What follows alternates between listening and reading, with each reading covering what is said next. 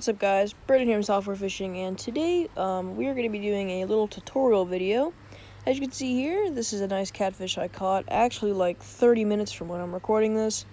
So today I filmed a little tip video on how to catch catfish, stuff you might want to buy, and if you want to check some products, all the links will be in the description. So with that being said, let's get straight into it. So as you see in this clip right here, this is my personal best live bait largemouth bass. It weighed 6.5 pounds, and it was really fun to catch this guy. I didn't know there was a fish in this pond that big. But, as you know, bass fishing and catfishing are basically total opposites. You can catch the fish on the same bait, but with bass fishing, they like when it moves really fast. Even though in the summer, they like Ned rigs, which they move a little bit slower, but there's still a lot of action to them. With catfishing, you want to leave your bait totally still, so the catfish can sniff it out and then bite it. So today I'll be showing you guys some tips and tricks on how to catch more, or if you're getting right into it, how to catch catfish. So let's get started. Alrighty, so the first thing we'll be talking about today is your rod and reel. Now this rod I'm showing off right now is the Daiwa Samurai. I bought it at Field & Stream for $20 on sale. For me, this was a total steal. I work minimum wage and I need to buy the pretty cheap fishing gear. And for this was perfect for me. This thing is a literal slingshot. It will cast a lead so far. I can cast about to the deepest part of the pond. And where I catch all my catfish, they don't like to hang out very deep. But in a lake, I could cast out maybe 40 yards. This thing casts so far. Now, it is a combo, and a lot of pro catfishermen will tell you, never buy combos. But do you look like a pro fisherman if you want to watch a beginner's guide video? Exactly. Combos are a great thing to start because they're cheap, and if they don't work, then you didn't waste that much money. Now, if you really want to get into catfishing right away, I recommend not. But if you really, really want to, I'll leave a link in the description to the best catfishing reel and the best catfishing rod that I know. Now, with this rod, it has a really, really hefty reel on it. This is the rod that I've caught my 2 big channel catfish on. So now, let's go into a little bit more detail about the reel. So this is the rod and reel combo, obviously the Daiwa Samurai is what I just talked about. This is the reel that comes with it, and if you tell me this doesn't look like a great reel, but let me tell you, it is. Now, I'm just kind of showing it off here because I can't show me fishing with it at the moment because it's like 30 degrees outside. But I have it spooled currently with 30-pound braid, and it handles really well. I love the sound when the braid scrapes against the eyelets, but we're getting off task. This reel is amazing. It has great power, or great torque is what I like to call it. It takes in a lot of line in one rotation. So I do apologize because my dad did record this video and he recorded it portrait mode, but that's besides the point. As you can see here, I'm fighting a pretty big channel catfish at this pond, and check out what rod and reel combo I'm using. Yep, that's the Daiwa. And as you can see, I took this thing out from the deepest part of the pond in like 10 seconds. So, yeah, my catfish handling wasn't the greatest here, but I was just super excited to catch this guy. So here it is right there. I get super excited like I always do. And, yeah, there we are. Caught that catfish on the Daiwa.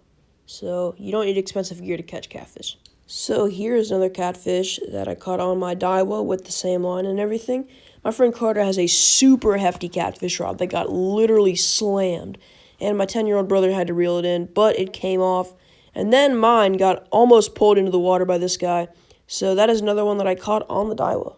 When it comes to fishing line, there's a lot of options. Cheap, mono, expensive mono, heavy mono. Don't use monofilament. Heavy monofilament will get your line twisted. My favorite thing to use is braid. Now, braid is kind of like yarn. There's a bunch of individual strands put together to make super heavy line. Now, there's a million different things to use for catfish, and I'm just going to show a bunch of pictures of things you can use. Magic Cat chicken blood, strawberry for carp and catfish. This is one of my personal favorites to use. Next, there's boilies. Boilies are also good for carp. Kind of a multi-species thing, depending on what you want to go for. Next, there's cut bait, and cut bait can be used to catch literally any big fish. This is just a bluegill. You could use a shad or anything else. And then what I like to catch my bass on is just literally a live bluegill. Hook them straight to the tail, let them swim around. I like to fish these guys on a float. Here's my little box that I keep all my catfish bait in. I got some sinkers and other stuff in there, but look at all that strawberry bait. They're just little pellets that will melt in the water. They smell horrible, but they catch fish. These are the 2 catfish that I've caught on these little strawberry pellet baits. They got this guy right here. And then next, one of my personal favorite catches, me and my best friend Carter, pulling out the monsters, caught that guy on the strawberry pellets too. Now let's talk about rigs. There's probably a gajillion different rigs to use for catfish. I'm just going to show you 2. This right here I like to call the Brandon rig. There's probably an actual name for it, but this is the rig that I use a lot. Snap swivel with 3/4 ounce of lead, and I just take a leader. It doesn't have to be stronger or anything. Then I just have a very small wacky worm hook. It's not really a wacky worm hook, but that's what I use for wacky worms. So I just put 1 strawberry dough bait on it, and that's what I use to catch those 2 catfish you've seen so far. Next up, we have the high-low rig. Now, this probably isn't the greatest high-low rig you've ever seen, but it's just a snap swivel, super heavy line coming down to a...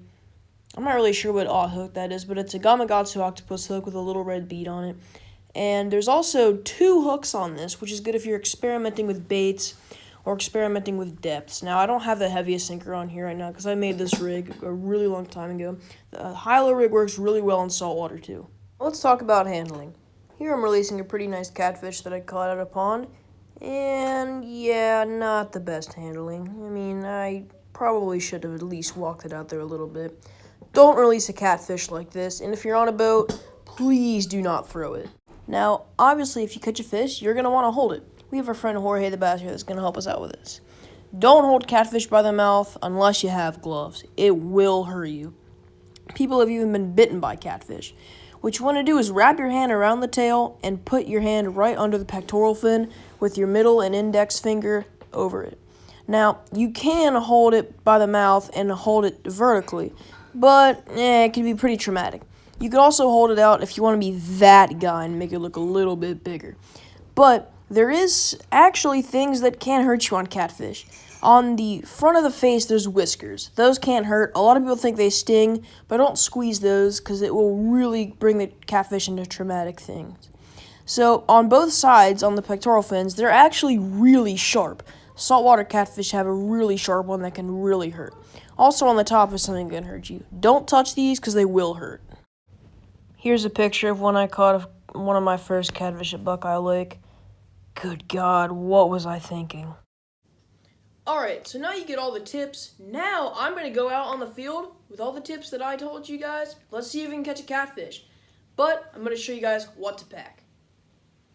So, first thing, obviously, rod bell. We're going to put that in here.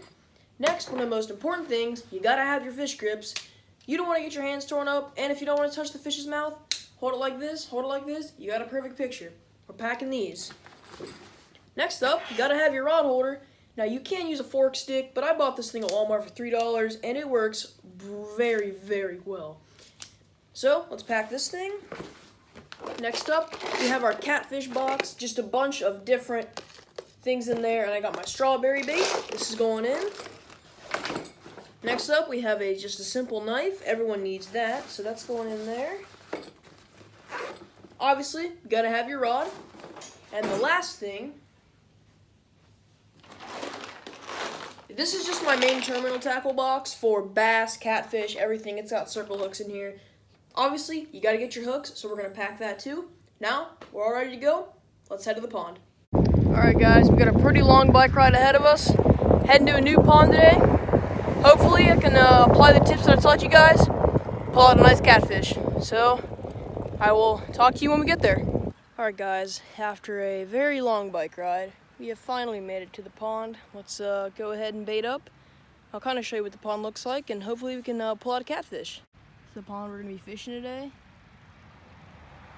As you can see, very, very clear water. I don't know if you can see it on camera, but super blue water, nice and clear. So let's go ahead and rig up, throw a rod out there, see what happens. Guys, I'm going to start off with some strawberry bait, just like this. And if that doesn't work, we're going to switch to hot dogs. So let's go ahead and throw it out. Oh my God, guys, you won't believe this. There's a little baby largemouth bass in this bag. Oh my god. Oh my god. Look at that. Look at that. That is crazy. There was a little largemouth in that bag right there. That's so, oh my god. Alright, well, I just saved this guy. Let him go. That is crazy. I just set up my rod holder. I saw that bag move and there was a little baby largemouth in there. That's not good. Don't pollute the ponds. Okay guys, we got the rod. Can't really see it there. Got the rod casted out. I just saved that little largemouth bass. That is crazy. It was a Ziploc bag.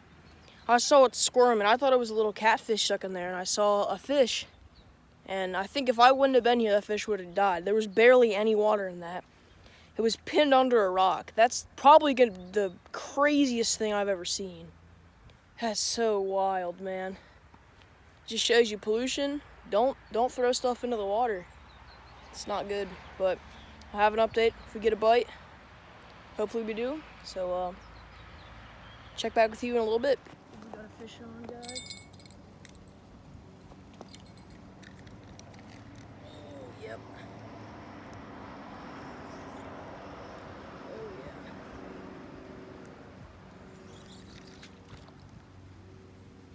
Oh yeah.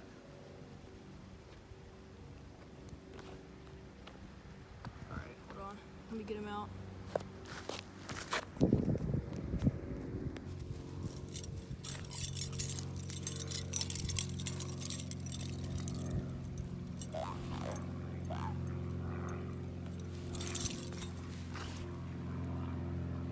Check it out, guys. Oh, he's croaking.